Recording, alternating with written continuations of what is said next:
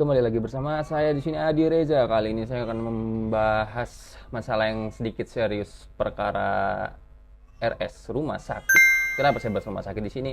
Karena dari pengalaman saya sendiri, saya saat kecil saat umur 3 tahun, 3 tahun bukan 3 tahun. Kelas 3 maksudnya, kelas 3 SD itu dulu pernah mengalami ususnya entah baret, bocor, bukan bocor, belum, masih radang yang sudah perasa agak akut.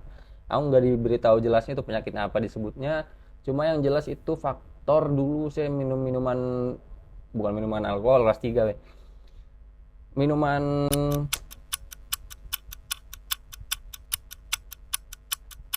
berpengawet, botol-botolan, kita sebut aja macam taps, teh botol, teh gelas, teh teh teh teh teh begitu pokoknya, teh teh teh teh pokoknya semuanya. Habis itu yang berkarbonasi, Coca-Cola, Fanta, Sprite. Itu dulu saking saking candunya dulu aku sampai agak obes. Awalnya obes dulu, obesitas habis itu pas udah lambungnya kena, makan nggak nafsu, lama-lama sampai tulang rusuk itu sudah nampak. Kurus kelas 3. Akhirnya dibawa ke rumah sakit di daerah Tanah Bumbu. Ada dua dokter. Pertama sebelumnya ada klinik dulu, datengin. Ini semacam kurang gizi aja, jadi bla bla bla. Oke. Masih belum percaya, dibawa ke rumah sakit yang bisa rongsen. Di situ rumah sakit, termasuk rumah sakit besar padahal. Kita nggak usah sebut tempatnya karena dulu. Siapa tahu sekarang sudah berubah, saya tidak tahu. Pokoknya intinya dulu udah di rongsen. Habis di rongsen ini cuma ya sama aja. Jawabannya kurang gizi aja, kurang gizi bla bla bla bla. Tapi setelah berapa lama jalan sudah mulai kelingan, berdiri itu sudah kayak mau ambruk rasanya saking kurang makan, udah kurang apa. Ini lemas. Habis itu akhirnya dibawalah ke daerah Angsana. Angsana itu masih daerah Kabupaten Tanah Bumbu di Kalimantan Selatan juga. Terus habis itu dibawa ke dokter yang membuka buka apa namanya? Apa sih namanya itu? Kalau dokter itu habis itu kan ada buka praktek. Cek, buka praktek kan. Biasanya kalau misalnya dia dokternya dari pagi sampai jam berapa di rumah sakit, dia tuh maghrib mulai sampai habis pasien, sampai malam pokoknya. Itu buka praktek. Nah, di dokter itu udah termasuk satu keluarga udah langganan ya. Karena di situ entah kenapa sakit apapun dikasih obatnya manjur. Dia bisa dibilang dokternya pintar betulan lah. Dia tahu ini sakit apa, sakitnya beneran nggak salah salah diagnosa ya. Habis itu dibawalah ke dokter itu kan, dokter Irfan lah, sebut aja nggak apa-apa. Habis itu dibilangin, coba bawa rongsennya dibawa, dicek. Ini tinta bocor. Ini tidak bisa dibaca. Jadi jadi bagaimana dokter sebelumnya di rumah sakit yang besar itu memastikan bahwa saya ini kurang gizi dilihat dari hasil rongsen dan lain-lain ya. Habis itu dicek perut, habis itu ditekan bagian bawah pusat itu, bawahnya aja sedikit, katanya di daerah pencernaan. Habis itu saya nggak ingat namanya apa dibilang sebutnya. Habis itu dibawalah, ini harus dirujuk ke rumah sakit besar yang ada di pusat Kalimantan Selatan, nggak di pusatnya. Saat itu masih pusat ya, di Banjarmasin. Sekarang kan pusatnya Banjarbaru ya. Nah, dibawalah ke rumah sakit Sari Mulya. Ya, Sari Mulya dibawa ke sana, akhirnya CT scan juga rasanya harus itu. Dimasukin kemana-kemana yang ada, cek tengkorak apa kepala semua dicek. Dan hasilnya itu, ini hasil virus atau hasil apa itu kan ada yang dicek lab tinggi gitu. Ini berarti faktornya gara-gara pengawet-pengawetan aja tuh. Pengawet-pengawetan, minum-minuman yang sangat sangat sangat berpemanis, pengawet, pokoknya semuanya begitu. Hasil dari minum-minuman gue itu, karena dulu aku sangat candu ya, nggak tahu kenapa candu sama gula, mungkin bisa jadi ya. Minum air putih itu bisa jadi nggak ada ya, diganti ke minuman itu semua, minuman-minuman berkarbonasi, botol-botolan lah pokoknya. Hari-hari itu, per hari bisa berapa botol. Hasilnya itu kan dulu masalah orang tua jualan kayak semacam ada minuman-minuman yang dingin itu kan, jadi pulang sekolah dulu misalnya jalan haus masuk, ya begitu, ada duit apa belinya minuman gitu ya. Akhirnya sampai sakit itu dibawa ke sana, ini harus di stop makanan bermicin saat itu ya, entah kenapa alasannya. Ya salah satunya mungkin untuk penyembuhan, masuk akal nggak ngurangi, mungkin ngurangi garam nggak juga karena garam masih boleh, tapi pokoknya semua yang mengandung pengawet di cut off, bener-bener cut. Mungkin itu supaya melatih habitku juga kali ya, membenarkan, bukan melatih, membenarkan habit, kebiasaan, habit buruk itu. Akhirnya di cut, nggak boleh minum minuman yang berkemasan, ikan laut juga nggak boleh, bolehnya sungai, ayam nggak boleh, daging-dagingan cut semua, karena itu saat itu lambungnya kan ya, lambung atau usus ya, usus rasaku yang bener kan. Pokoknya habis itu sudah beres semua, minum obat itu, pokoknya cek rawat jalan selama 6 bulan, anjir nggak bisa makan begitu-begituan. Sekolah tuh jadinya bawa bekalnya ikan sungai bisanya, ikan sungai, air itu nggak boleh aneh-aneh, pokoknya air putih aja, dingin aja nggak boleh, seingatku ya dingin, pokoknya harus air putih aja biasa, nggak usah dingin, nggak boleh dingin tuh. Dan di situ dulu saya masih fobia jarum ya, jadi pas diambil pengecekan kelenjar getah bening, pas pengambilan kelenjar getah bening dicek, yang megangin 4 orang apa kayaknya, megangin layar aing tuh dulu, disuntikan kecil, bayangkan apa ini suntik mati, pikiran saya saat itu. Di leher bro, bayangkan jarum di leher saat itu ya. Akhirnya pas 6 bulan sudah sembuh, sudah ya beres, tapi 6 bulan lo bayangkan, makan ayam enggak, daging-dagingan lah, ikan sungai masih boleh, garam boleh, goreng-gorengan goreng sendiri lebih baik ya, itu bagusnya untuk kesehatan standar lah ya sebenarnya. Habis itu ya itulah salah satu pengalamanku sakit usus yang sampai mau jebol hampir meninggal itu, sampai kurus ini sudah. Habis itu ini urat tulang rusuk itu sudah sampai keluar semua ya. Habis itu karena mungkin dikasih nafsu makan di obatnya itu termasuk, jadi saat itu pas bulan puasa nyoba puasa, pas giliran nggak sanggup ya sakit, nggak usah puasa dulu, masih kelas 3 tuh. Akhirnya pas nafsu makan itu ya, pas dikasih nafsu makan mungkin jadi lonjakan nafsu makan yang termasuk tinggi. Habis itu sudahlah, BB naik lagi. Aku dari kecil sering gitu, habis kurus, gemuk yang parah, habis itu drastis kurus lagi, gemuk lagi sampai sekarang. Entah ada sindrom apa kali ya, I don't know. Habis itu sudah beres. Itu kan berarti ada dari cerita sebelumnya nih, kisahku barusan, kita bisa menilai ya salah diagnosa dari rumah sakit yang bisa dibilang besar tuh bagaimana fatalnya ya, cuma dibilang kurang gizi, bla bla bla bla. Kesimpulannya ada dua nggak? Kita bisa memastikan dua hal. Yang pertama, benar itu cuma kurang gizi, tapi nggak mungkin sih karena ya begitu.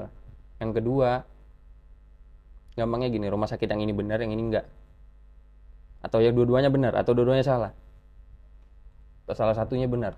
Dia bilang kurang gizi ya, cuma kan kalau ternyata lambung saya yang bermasalah dan hasil rongsen yang ternyata tidak bisa dibaca, lalu buat apa rongsen itu? Dan rumah sakit yang sama, kasus di tahun ini, rasaku setelah ya tahun ini, saya punya kakek mbah lah ya, mbah kan. Saya membahasnya itu punya adik atau kakak gitu ya, mbah juga kan ya.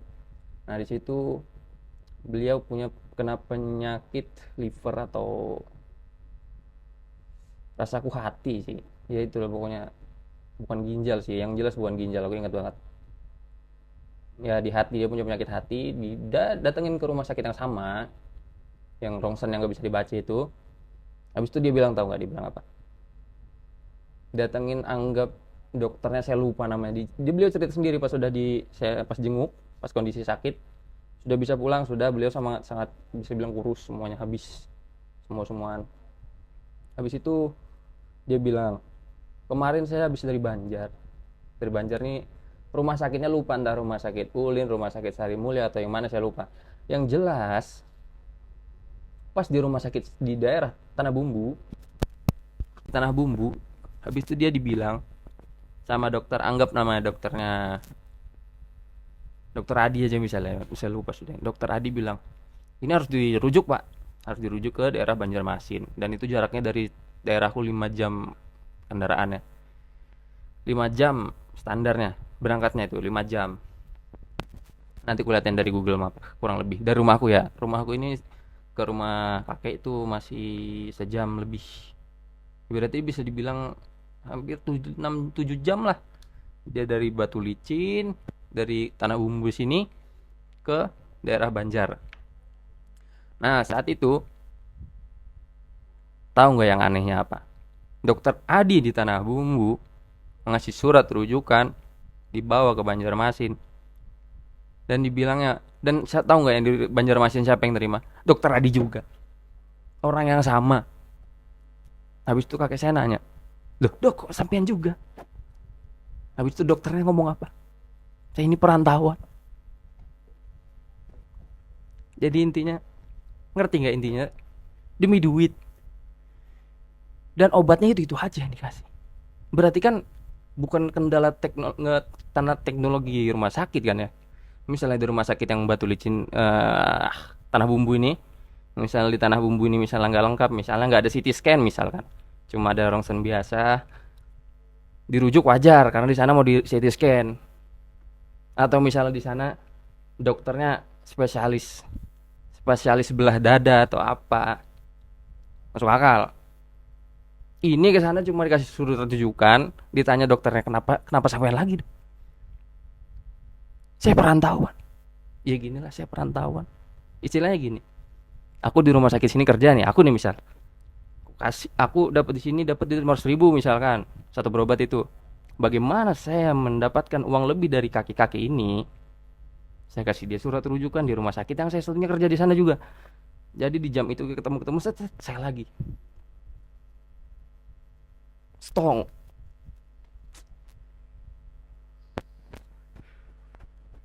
Agak apa ya aku bilangnya? Ini harusnya ini sebagai dokter-dokter yang dengar, yang mungkin ada yang nonton ini, atau calon-calon dokter yang lain, kawan-kawanku banyak yang sudah menjadi dokter ini. Jangan begitulah. Saya tahu banyak kalian itu buang keluar duit banyak untuk kuliah, tapi kan orang tua ini belum tentu berduit. Bisa jadi itu minjem juga keluarga gitu. Dijadikan ladang usaha.